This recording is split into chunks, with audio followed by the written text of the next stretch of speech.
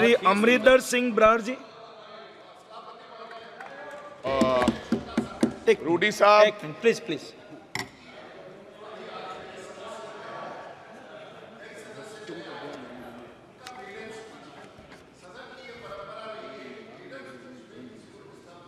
Yes, गलत बोलोगे तो क्यों नहीं होगा? नहीं गलत क्यों? रूडी साहब थैंक यू। रूडी साहब आपकी बात मान ली है। Please Amarinder Singh Brar ji please start. सभापति मैं थोड़ा धन्यवाद करना चाहना कि तुसी अज मैनू इस सदन विच राष्ट्रपति दे भाषण ते बोलन का मौका दिता। भाई अब रूडी साहब, मैं उस धरती तो आना है जिस धरती तो जिहड़ी धरती गुरुआं पीरां पैगंबरां दी धरती है, जवानां दी धरती है ते किसानां दी धरती है। ते मैं अपने भाषण देण तो पहला साहिबे कमाल गुरु गोबिंद सिंह जी महाराज जी का वो जिहड़ा दिता फरमान दे अशिवावर मोहे एहे शुभ कर मन ते कब हूं ना टरूं हर सो जब जाए लरूं निश्चय कर अपनी जीत करूं।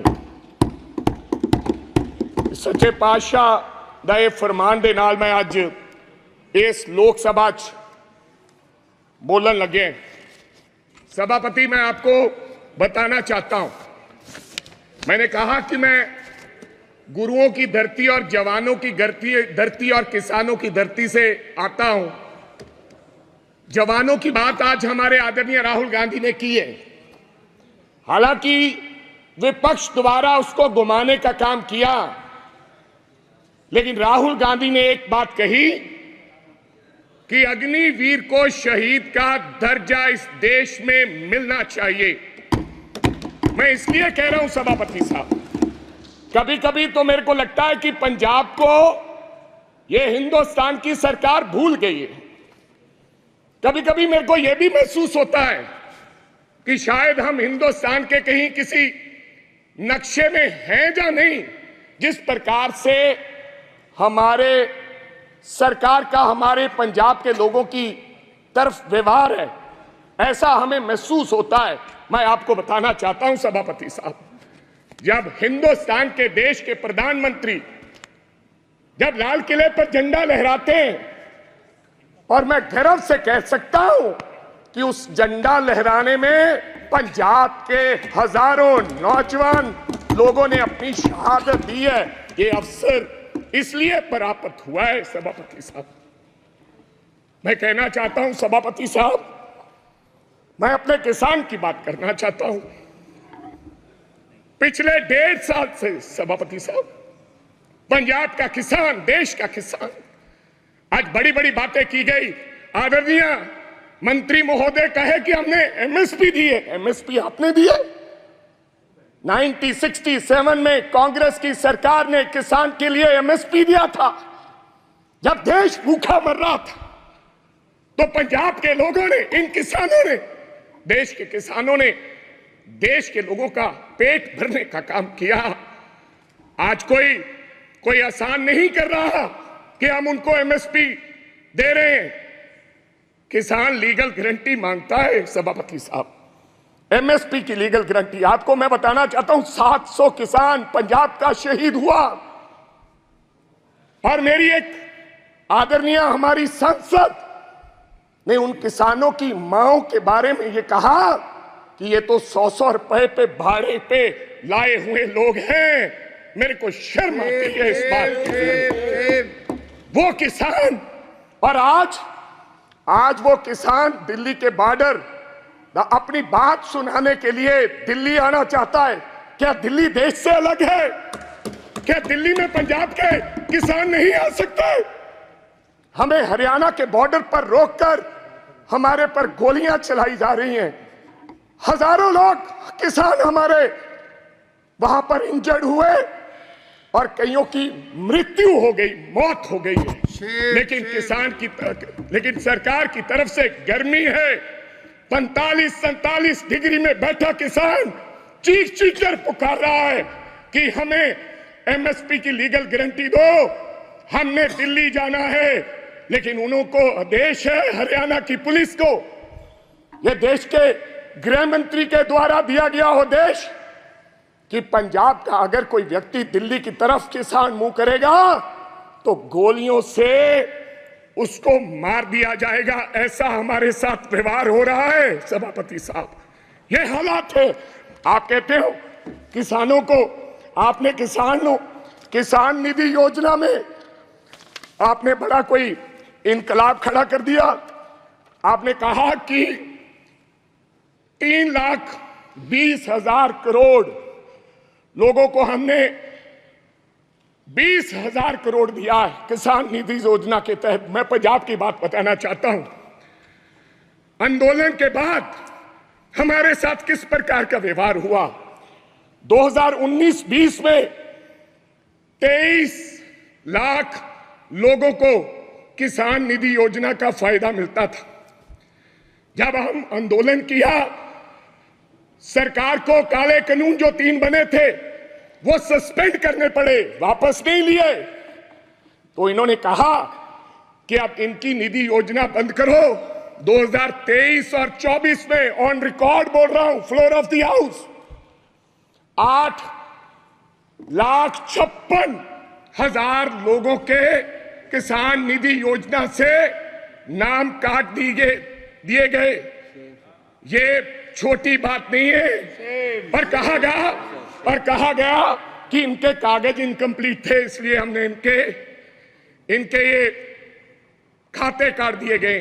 तो पहले आपने कैसे दे दिए 23.5 लाख लोगों को। मैं चलो ज्यादा कुछ ना कहते हुए मैं आगे एक बात और करनी चाहता हूं सभापति साहब।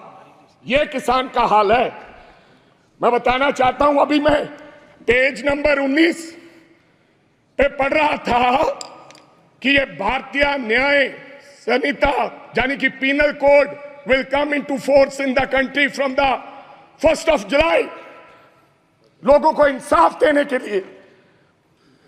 और देश के गृह मंत्री ने लॉ एंड ऑर्डर की बात कही कि पंजाब में लॉ एंड ऑर्डर की स्थिति ठीक नहीं है। आज से 4-5 महीने पहले मैं आपको ये कहना चाहता हूं, आप लोगों को जस्टिस देने के लिए ये लॉ लेकर आ रहे हैं। आप कभी पाकिस्तान की बात करते हैं, कभी चाइना की बात करते हैं, कभी कुछ और कहते हैं, लेकिन मैं आज इस सदन में एक बात कहनी चाहता हूं। सभापति साहब, हमारा एक साथी था, उसका नाम था सिद्धू मूसेवाला, एक कलाकार था, दुनिया में उसका नाम था। चाहे तमिलनाडु हो, चाहे महाराष्ट्र हो, चाहे केरला हो, चाहे न्यूयॉर्क हो, उसके गाने पर दुनिया झूम उठती थी। और मैं ये भी कहना चाहता हूं सभापति साहब, टाइम स्क्वायर न्यूयॉर्क में हर तीसरे दिन सिद्धू मूसेवाला बजता है। बिलबोर्ड, जो बिलबोर्ड दुनिया के 100 गाने, उनमें से सिद्धू मूसेवाला हर रोज पहले, दूसरे, तीसरे नंबर पे वो व्यक्ति रहता है। उसके साथ हुआ क्या, मैं आज इस सदन को जानकारी और बताना चाहता हूं आपके माध्यम से। क्या हुआ 28 साल के नौजवान के साथ। हम नेशनल सिक्योरिटी की बात करते हैं, आप कहते हैं हिंदुस्तान में परिंदा भी पर नहीं मार सकता। आप ये कहते हैं कि हम हैं, चिंता मत कीजिए। लेकिन क्या हुआ, नौजवान 28 साल के नौजवान को गोलियों से मार कर 10 गोलियां मारकर दिन दहाड़े मार दिया गया। और मारा किसने सभापति साहब? बहुत से लोग मारे जाते हैं, मारा किसने? एक तिहाड़ जेल में बैठा एक गैंगस्टर जिसका नाम लॉरेंस बिश्नोई है, उसने मारकर कहा, जेल से इंटरव्यू दिया और कहा मैंने मारा है, मैंने मारा है। अभी तो सिद्धू मूसेवाला मारा है, अभी इसके बाप को भी मरना होगा। जेल से इंटरव्यू दिया। आप नेशनल सिक्योरिटी की बात करते हैं, कब इंसाफ मिलेगा सिद्धू मूसेवाला को? क्या होगा 28 साल का नौजवान जिसकी मां के एक बेटा था, एक, और बिना शादी के ब्याह में हमारे सर पर सेरे बांधे जाते हैं। सेराबंदी होती है, आपके भी होती है।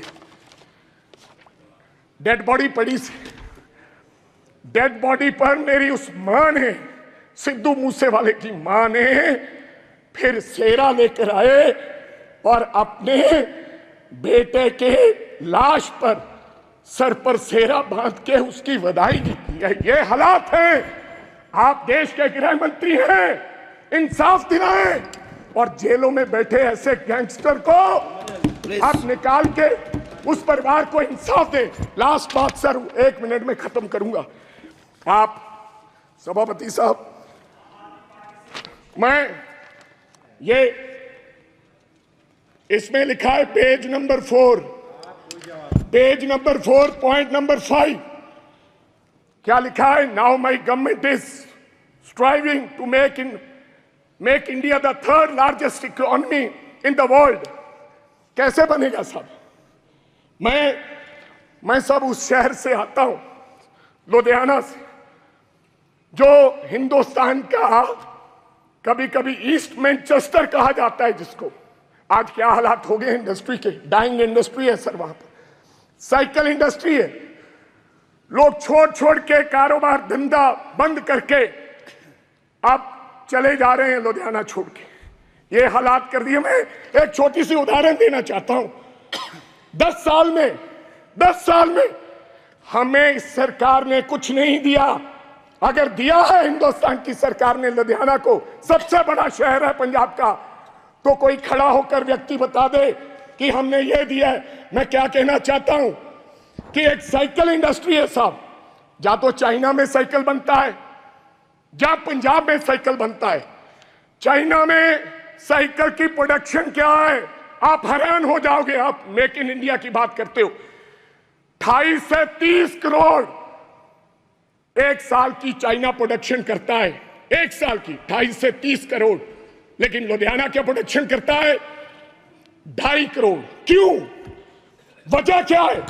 हमारा साइकिल 3500 रुपए का शुरुआत में बिकता है, लेकिन चाइना का साइकिल $300 से शुरू होकर 2 लाख में बिकता है। इसका कारण क्या है? Make in India wrong policies.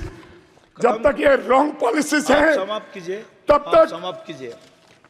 तब तक हमारा देश तरक्की नहीं कर सकता।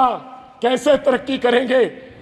आपकी रॉन्ग पॉलिसीज की वजह से आज हमारी इंडस्ट्री, जो लुधियाना की इंडस्ट्री है, उसके ये हालात हो गए।